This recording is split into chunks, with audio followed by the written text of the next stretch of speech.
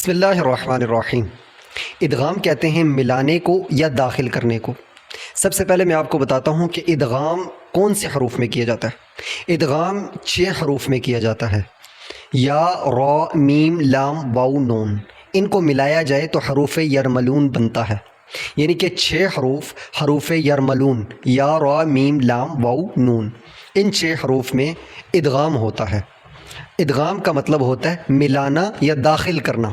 اب میں آپ کو اپنے الفاظ میں بتاتا ہوں کہ ادغام کس کو کہتے ہیں۔ ادغام کہتے ہیں 2 حروف کو آپس میں اس طرح ملا دینا کہ ان کو ایک ہی آواز سے ادا کیا جائے۔ ٹھیک ہے، 2 حروف کو آپس میں اس طرح ملا دینا کہ بغیر وقف کے ان کو ایک ہی آواز کے ساتھ ادا کیا جائے۔ اب میں آپ کو ادغام کی وہ تعریف بتاتا ہوں جو قراء حضرات نے کی۔ یاد رکھیں، میں نے آپ کو ادغام کے 6 حروف بتائے، یا را میم لام واو نون۔ ان میں سے 4 حروف میں ادغام بھی ہوگا اور غنہ بھی ہوگا۔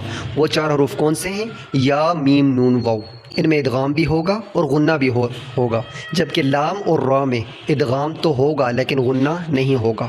اب میں آپ کو تعریف بتاتا ہوں۔ نون ساکن اور نون تنوین کے بعد جب بھی حروف یرملون کے 4 حروف یا میم نون واو ان میں سے کوئی ایک حرف بھی آ جائے تو ہم ادغام بھی کریں گے اور غنہ بھی کریں گے، جبکہ نون ساکن اور نون تنوین کے بعد حروف یرملون کے 6 حروف میں سے لام اور را یہ 2 حروف آ جائیں تو ہم ادغام کریں گے لیکن غنہ نہیں کریں گے۔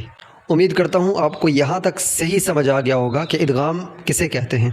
نیکسٹ ویڈیو میں ہم ادغام مع الغنہ کے کچھ الفاظ لے لیں گے اور میں آپ کو بتاؤں گا ادغام مع الغنہ کیسے کیا جاتا ہے۔